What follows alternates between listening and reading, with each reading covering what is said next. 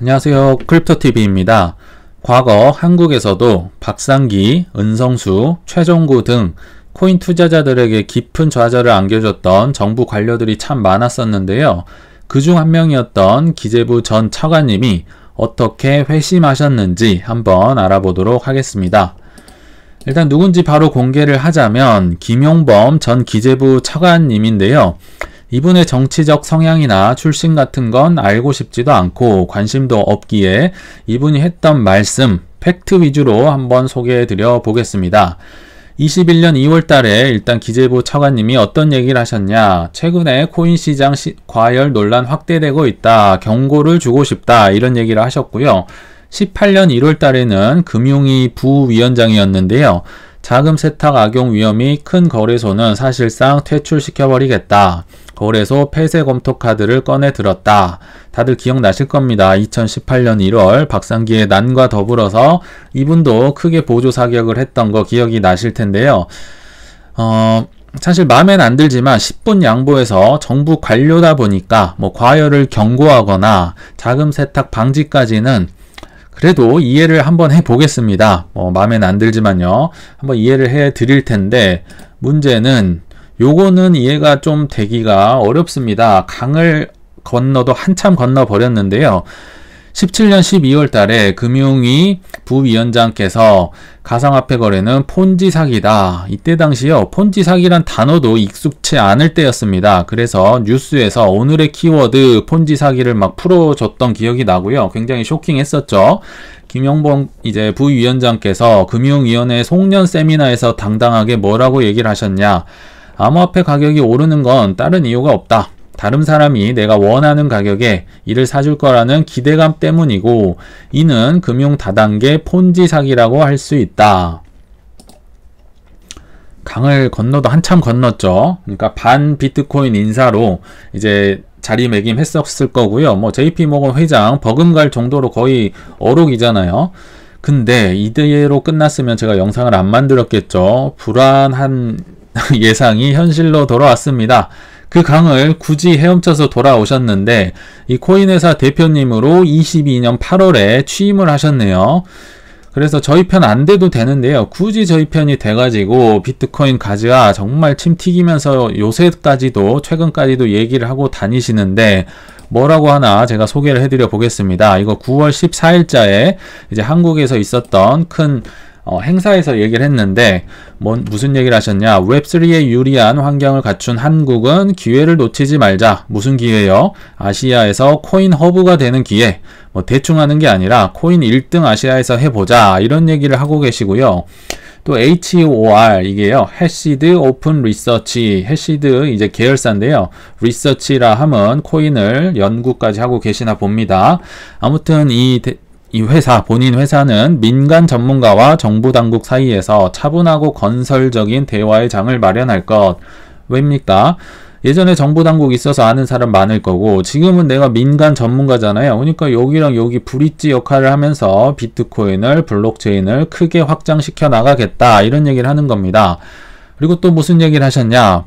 열심히 공부를 해보니까요. 가상자산의 혁신의 중심이 스테이블 코인에 있더라. 요거 공부해보니까 요거 물건이던데 한국도 제도권에서 흡수해야 된다.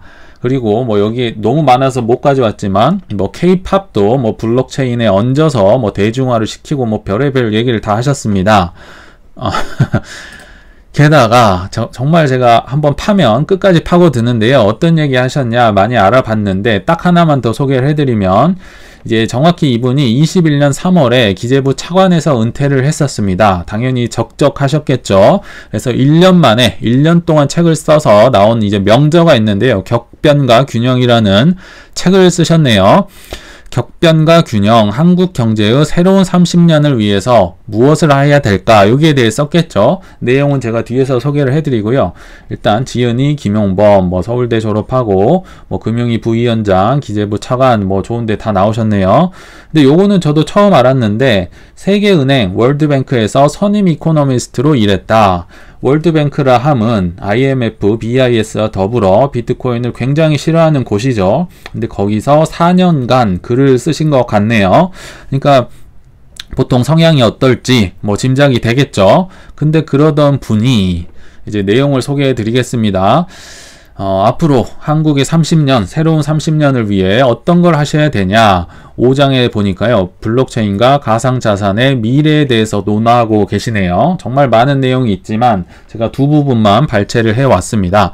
254쪽을 보면요, 탈중앙화 방식은 소비자가 참여자가 되고 부가가치를 같이 누릴 수 있으며, 야, 웹3를 정확히 이해하고 계시죠? 그리고 탈중앙화 기반의 서비스는 충분히 매력적이어서 이 서비스 구현할 수 있을 것으로 본다. 구현해야 된다, 이 얘기인 거죠. 정확히 얘기하면 나중에 본인이 하겠다, 이런 뜻으로 받아들여도 될 것 같아요. 좀 더 그 얘기에 대해 노골적으로 소개를 한 대목이 있습니다. 266쪽에 보면 일단 가상 이상적인 방향은 코인 거래는 탈중앙화된 거래를 원칙으로 하고, 거래소가 아니라요, 탈중앙화 시켜야 된답니다. 코인 거래를요. 왜입니까? 본인이 중앙에 있다가 탈중앙 하셨거든요. 그러니까 본인이 하는 이 탈중앙화 거래를 원칙으로 해야 된다, 이런 얘기를 하고 계시죠. 얼마나 노골적으로 하시냐. 극단적으로 가상자산업과 전통금융업을 완전히 분리해야 된다. 그래서 가상자산업은 별도의 자본과 전문성을 가진 자가 전업으로 영위하게 합시다. 왜입니까? 본인이 여기 일 할 거라 이 얘기인 거죠. 이제 해시드 리서치 회사의 대표가 된 거는 22년 8월이고요. 이 책은 22년 3월에 썼는데, 이때부터 가상자산 업계에서 일을 하고 싶다, 취업하고 싶은 의지가 있었던 것 같습니다. 그렇지 않고서야 가상자산업, 전통금융업 분리해야 된다. 여기 월가나 증권사들이 다 코인 시장 먹어버리면 본인이 할 게 없겠죠. 그래서 이 가상자산업 하시는 분들 별도의 자본과 전문성으로 전업으로 영위하게 해주세요. 왜냐? 내가 먹고 살아야 되니까. 이 얘기를 굉장히 길게 하고 계십니다. 그럼 이게 한국에서만 있는 일일까요? 아니면 숱하게 많이 있는데요. 그 중에 최신 사례 9월 17일자 기사 하나만 소개를 해드려 볼게요. 보통 UFC나 이런 격투기 해설을 할 때요, 어떤 사람에 대해 소개를 해주죠. 전 UFC 헤비웨이트 챔피언, 프라이드 챔피언, 몇 승 몇 패, 막 이런 화려한 경력 얘기해 주시죠. 이분도 그에 못지 않습니다. 전 SEC, 뉴욕 연준, DTCC는요, 중앙예탁청산기관, 그러니까 웬만한 네로라 하는 규제기관에선 다 임원을 하셨었고요. 심지어 리플레스 임원까지도 하셨던 분이 이제 새로운 바이낸스 US의 CEO가 됐더라고 9월 17일에 이제 얘기를 해주네요. 그럼 왜 자오장펑 CEO가 이분을 새로운 CEO로 모셨을까요? 그 이유에 대해서는 이 기사를 소개하면 당연히 해소가 될 거라 생각이 듭니다. 일단 6월 8일자 기사인데요. 날짜 잘 기억을 해주시고요. 바이낸스 이제 자오장펑 CEO가요, 겐슬러 위원장이 4년 전에 바이낸스 고문직을 나한테 요청했었다, 이런 썰을 풀어버렸죠. 폭로를 해버렸죠. 왜 그랬을까요? 아시겠지만 6월 6일 올해 현충일에 이제 SEC가 바이낸스를 고소를 해버렸죠. 그것도 무려 13개의 혐의로 고소를 했습니다. 코인베이스와 다르게요. 왜 그랬을까요? 이런 일이 있었네요. 게리 겐슬러 위원장이 19년 이제 바이낸스의 모 회사에 고문으로 일하겠다고 제안했다. 나 좀 뽑아주세요 하고 자오장펑 CEO에게 레주메, 그러니까 이력서를 제출을 했는데요. 그리고 이때 당시 자오장펑 CEO와 겐슬러가 일본에서 만나 점심까지 먹은 것으로 전해졌다. 점심까지 먹었는데요. 결과가 어땠나요? 안 뽑아줬습니다. 자오장펑 CEO가요. 이렇게 게리 겐슬러가 잘 나갈 줄 몰랐던 거죠. 이때 당시에는 그냥 교수님이었죠. 대학교에서 블록체인 가르치고 이런 분이었는데, 그러니까 서로 감정이 안 좋았겠죠. 일단 자오장펑 CEO는 이분 이렇게 잘 될 줄 모르고 거부를 했다가 지금 13개의 혐의로 고소를 완전히 복수를 당하고 있고요. 게리 겐슬러도 굉장히 기분이 나빴겠죠. 내가 제안을 했는데 너가 거절을 해? 근데 막강한 파워를 얻은 거죠. 그러니까 코인베이스와 다르게 정말 이잡듯이 잡고 있다, 이렇게 보시면 되겠습니다. 왜 자오장펑 CEO가 이분을 뽑았는지 이제는 이해가 되시겠죠. 그래서 결론에 왔습니다. 화장실 들어갈 때와 나갈 때가 정말 다르시죠. 들어갈 때는 정부 관료, 힘이 있었을 때고요. 나갈 때는 코인 회사로 많이 들어가고 계시네요. 일단 우리 기재부 전 차관님을 말씀드리면 이분은 과거에 내게 득이 된다 판단을 해서 코인을 탄압했겠지만요. 은퇴 후에는 블록체인의 장밋빛 미래와 한국의 아시아 허브 자리를 논하고 계십니다.